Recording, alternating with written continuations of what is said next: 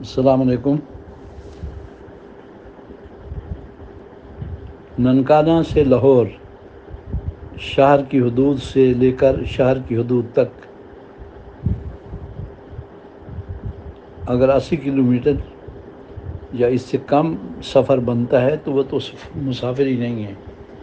مسافر ہونے کے لیے ضروری ہے کہ شہر کی حدود سے نکلنے کے بعد شہر کی حدود میونسپل کمیٹی کی طرف سے جو حدود متعین ہوتے ہیں ان سے نکلنے کے بعد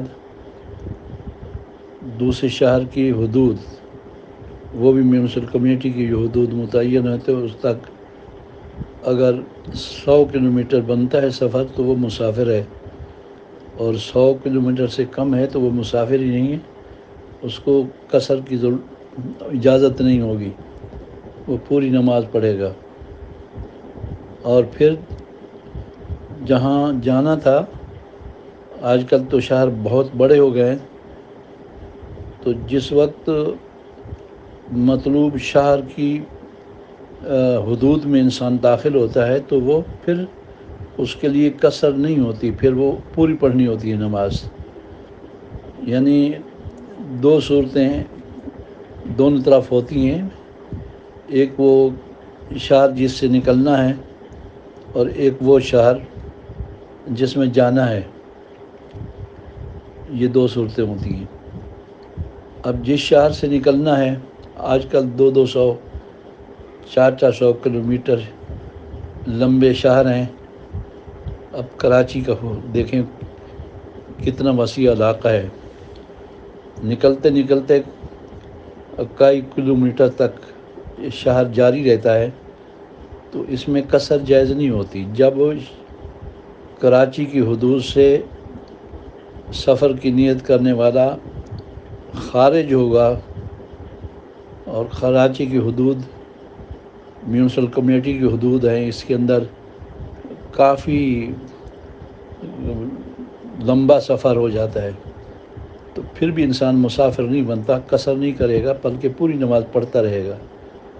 جب کراچی کی حدود سے نکلے گا، اس کے بعد اگر اس کا ارادہ یہ ہے کہ میں 100 کلومیٹر کا سفر کروں گا تو پھر وہ مسافر ہو جائے گا۔ لیکن دوسرا شہر جس میں وہ جا رہا ہے، اس میں بھی اس کی حد، جو آخری حد ہے جس جانب سے وہ داخل ہوگا، تو وہ پھر قصر اس کے لیے جائز نہیں ہوگی، وہ پوری نماز پڑھے گا۔ شہر سے شہر تک، شہر کے اندر کا جو مسافت ہوتی ہے اس کا شمار نہیں ہوتا، شہر سے خارج اور دوسرے شہر سے بھی خارج تک جو مسافت ہوتی ہے اس کا اعتبار ہوتا ہے۔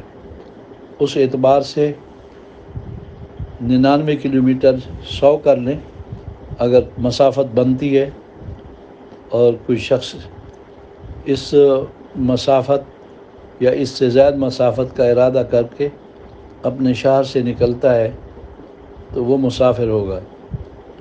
اور جس شہر میں جا رہا ہے تو اگر وہ سفر کے بعد وہاں اس شہر کی حدود میں داخل ہوا تو وہ پھر مسافر نہیں رہتا، اس کو پوری نماز پڑھنی ہوتی ہے۔ اب اگر کوئی شخص ننکانہ سے لاہور گیا، لاہور تو لمبا شہر ہے، جیسے آپ کر رہے ہیں، جہاں آپ نے پہنچنا ہے، جگہ ہے، آپ کی رہائش ہے یا دوست رہتے ہیں، وہاں تک تو سفر کو نہیں گنا جاتا۔ شہر سے نکلنے کے بعد شہر کے دخول تک اس کو گنا جاتا ہے، شہر کے اندر جو مسافت ہوتی ہے اس کا شمار نہیں ہوتا۔ اس لیے